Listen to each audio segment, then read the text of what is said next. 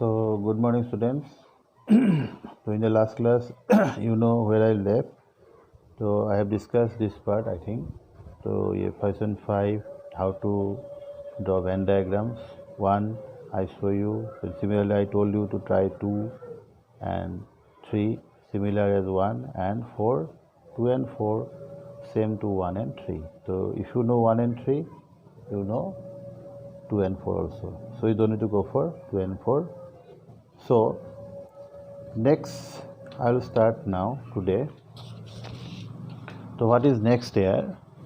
So in the next question, so you have given that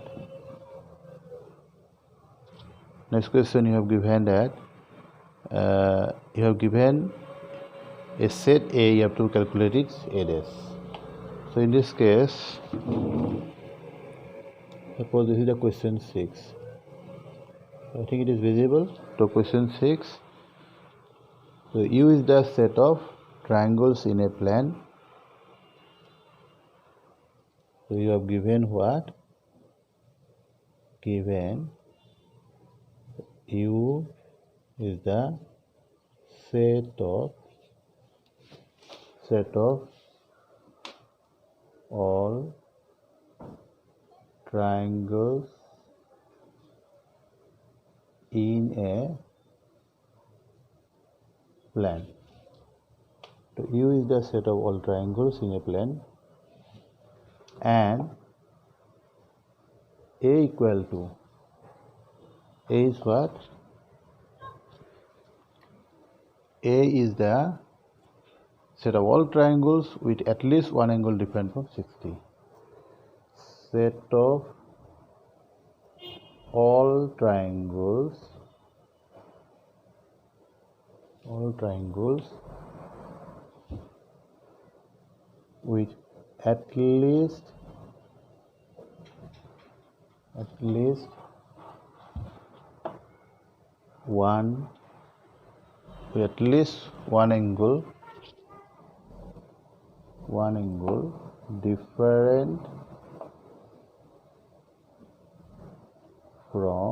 different from 60. तो ये है A. Then what is A dash? तो A dash हमको निकालना है. देखो A डैश निकालने के लिए ये केस में हमको देखना होगा कि जो एलिमेंट्स A में नहीं होगा वही A डैश में आएगा. इसलिए हमको जानना होगा क्लियरली कि A डैश में A में क्या क्या नहीं है और जो A में नहीं है वही A डैश में आएगा. तो A में क्या है? देखो, set of all triangles with at least one angle different from 60, मतलब मिनिमम एक एंगल 60 से डिफाइन होना है. तो A में क्या नहीं है, क्या ट्रायंगल्स जो A में नहीं है, मतलब जिसमें जब एक एंगल डिफरेंट होगा तो A में क्या क्या होगा पहले उसको देख लो. तो what are the cases in A? तो A में एक्चुअली क्या क्या है? फर्स्ट वन है एटलीस्ट वन एंगल, मतलब एक और मोर ना. So one different from 60, one different मतलब डिफरेंट फ्रॉम 60. एक्चुअली हम फ्रॉम 60 देख रहे हैं कि फ्रॉम 60 से डिफरेंट क्या क्या है. One different from 60. नंबर 2 आएगा two different from 60, two different from 60. Number 3 आएगा three different from 60.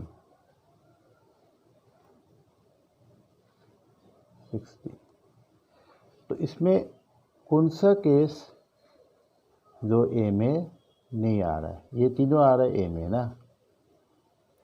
One different from 60, two different from 60 and three different from 60. और जो केस नहीं आ रहा है इसमें, क्या नहीं आ रहा है? No angle different from 60. देखो, जब भी हम कोई भी एक ट्रायंगल लेंगे तो ये चीज़ को इम्पोर्टेंट है तुमको जानना कि कोई भी एक ट्रायंगल लेंगे तो ये ट्रायंगल में से कोई भी ट्रायंगल लो, ये चारों में से कोई एक पार्ट में, कोई एक ग्रुप में आएगा ही. मतलब जब भी एक ट्राइंगल लगा, it may be that one angle is different from 60, may be that two angle is different from 60, may be that three angles are different from 60। और ये तीनों में नहीं आएगा तो किस में आएगा? No angle different from 60। तो ये हो गया, ये पूरा का पूरा ए में है। इसका मतलब जो ये है वो ए में नहीं है, और जो ए में नहीं होगा वही कहाँ में आएगा? ए डैश में आएगा। So that is what? A dash. Therefore A dash is what? Set of all triangles,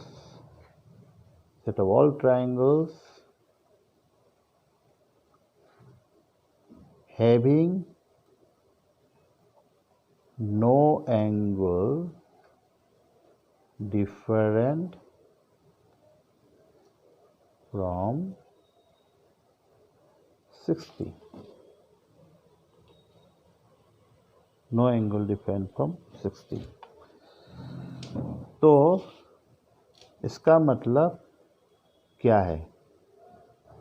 no angle different from 60 मतलब व्हाट? इसका मतलब हर angle, every angle equal to 60 होगा। That means set of all triangles having all angles equal to 60. इसका मतलब what is this? This is nothing but set of all equilateral triangle, and that is what the complement of A. तो ये देखो, just तुमको समझना है कि actually हम लोग क्या कर रहे हैं हमें। तो यहाँ में देखो, हम लोग को पता है कि कोई भी एक ट्राइंगल लेगा तो ये सारों में से कोई एक होगा, लेकिन ए में कौन कौन है? ए में बोला है कि एटलीस्ट वन डिफरेंट फ्रॉम 60। इसका मतलब जो ट्राइंगल उसमें एक डिफरेंट फ्रॉम 60 है वो भी आएगा, जिसमें दो डिफरेंट फ्रॉम 60 है वो भी आएगा, जिसमें तीन डिफरेंट फ्रॉम 60 है वो भी आएगा। तो क्या नहीं आएगा? नहीं आएगा ये कि नो एंगल डिफरेंट फ्रॉम 60, जो इसमें नहीं आ रहा है, ए में नहीं आ रहा है। और जो ए में ये नहीं आ रहा है तो that means this must be A dash. तो A dash means what? Set of all triangles having no angle different from 60। Therefore इसका मतलब set of all triangles having all angles equal to 60। That is what the equilateral triangles. So that is A dash, that is the complement of A.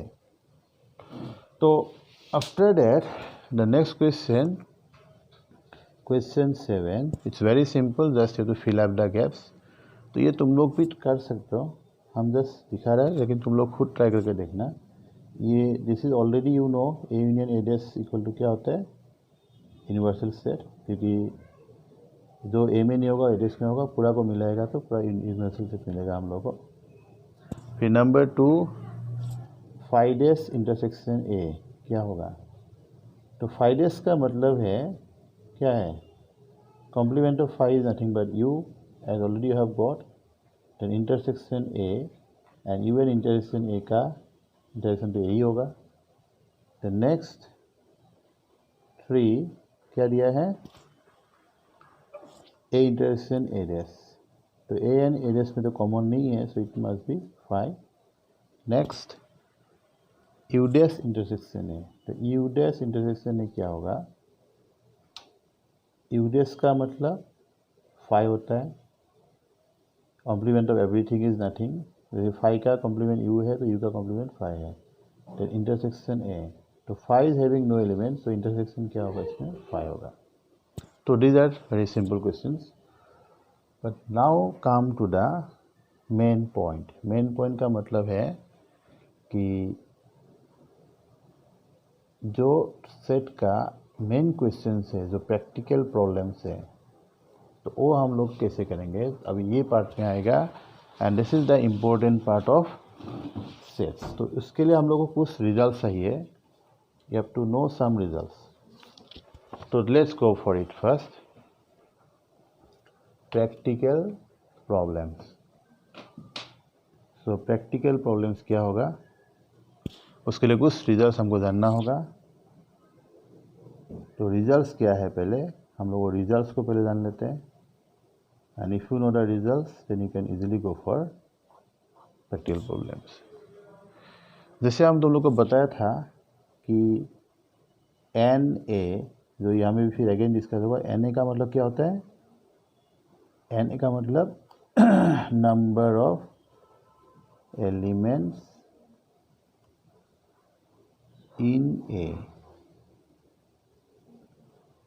तो ए में जितना भी elements होगा वो होगा N A. अभी हम लोग रिजल्ट्स में आते हैं।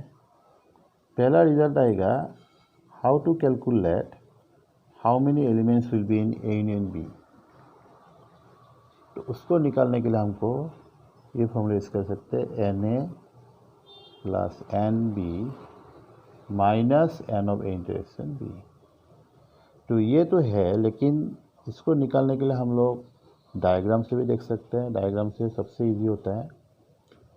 तो लेकिन पहले तुम लोग फॉर्मूला को यूज़ करो, क्योंकि n of A union B मतलब ये पार्ट आएगा, ये पार्ट आएगा और ये पार्ट आएगा, तीनों पार्ट आएगा ना। तो हमको तीनों पार्ट को एक्चुअली चाहिए, इसीलिए इसको तीनों पार्ट को जब लेगा तो ये होगा उसका वैल्यू। लेकिन हम लोग तीनों पार्ट का सपोज वैल्यू जानता है डायग्राम में, डायरेक्ट प्लस कर दो, वो होगा A union B, n of A union B. तो ये डायरेक्ट होता है।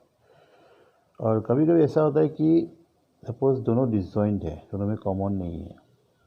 तो कॉमन नहीं होगा तो N of A union B nothing but their sum, दोनों को सम कर दो, डायरेक्ट उसको मिल जाएगा, क्योंकि इसमें इंटरसेक्शन है ही भी नहीं।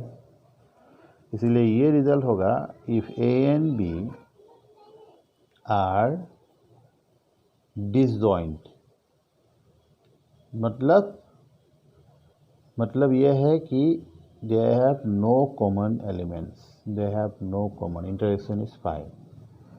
देन ये रिजल्ट जो है n of A union B हम डायरेक्टली निकाल सकते हैं by n A plus n B. तो ये फॉर्मूला से हम लोग डायरेक्ट निकाल सकते हैं जब ये डिसजॉइन होगा, क्योंकि डिसजॉइन में n of A intersection B का वैल्यू 0 होगा, because no elements lying on this intersection B है। तो ये हो गया, this is the case of disjoint, ये हो गया डिसजॉइन का केस। और ये हो गया इन जनरल, कोई भी केस में होगा।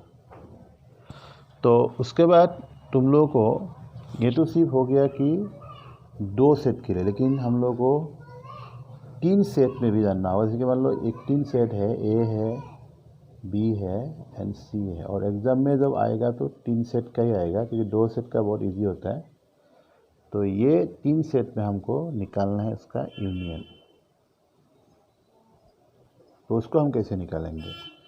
तो देखो, ऐसे हमको डायग्राम में निकालना आसान होता है। डायग्राम में जैसे कि मान लो हम पहले फॉर्मूला को दे देते हैं, उसके बाद डायग्राम का बारे में बताएगा। इसका फॉर्मूला थोड़ा लंबा है, n A plus n B plus n C minus n of A intersection B minus n of B intersection C minus n of A intersection C plus n of A intersection B intersection C. तो ये हो गया formula for union of 3 sets. तो ये थोड़ा लंबा है, लेकिन इसको निकालने का सपोज हम लोग डायग्राम से जाएंगे। तो डायग्राम में देखो, हमको ये सभी पार्ट का एरिया चाहिए, ये पार्ट, फिर ये पार्ट, फिर ये पार्ट, फिर ये पार्ट, फिर ये पार्ट, फिर ये पार्ट। तो हर पार्ट का एरिया चाहिए, एलिमेंट्स चाहिए। तो सबका एलिमेंट्स पास कर देगा, तो टोटल में हमको पूरा उसका यूनियन मिल जाएगा। सो इसको निकालने के लिए ये भी एक तरीका है कि सपोज हमको पता है कि यहाँ में कितना एलिमेंट्स है, यहाँ में कितना एलिमेंट्स है, यहाँ में कितना एलिमेंट्स है, यहाँ में कितना है, यहाँ में कितना है, यहाँ में कितना है और यहाँ में कितना है। सपोज मान लो A is the number of elements in A मतलब ए नहीं, मतलब ये पार्ट में B is only this, C is this, D यहाँ में है, ई इतना है, एफ है, जी है। तो इसको हम डायरेक्टली जब निकालना है तो बाय डायग्राम तो हम इजीली निकाल सकते हैं by simply you take there A B C D E F G, बस इतना ही करना है। तो ये तुम लोग को होगा, लेकिन अभी फ़िलहाल नहीं, अभी तुम लोग फॉर्मूला को ही देखो। फिर इसके बाद हम लोग को कभी कभी ऐसा रहता है, इसको निकालना होता है जो ए में है लेकिन बी में नहीं है, ये पार्ट का हमको निकालना है। तो इन दिस केस उसको हम इसे बोलते हैं नंबर ऑफ एलिमेंट्स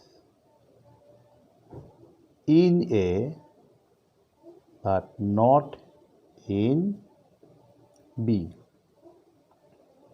तो इसको निकालने के लिए हम लोग का फॉर्मूला होगा a माइनस बी, मतलब a बार नॉट बी, क्योंकि हम ये पार्ट को a माइनस बी बोलते हैं।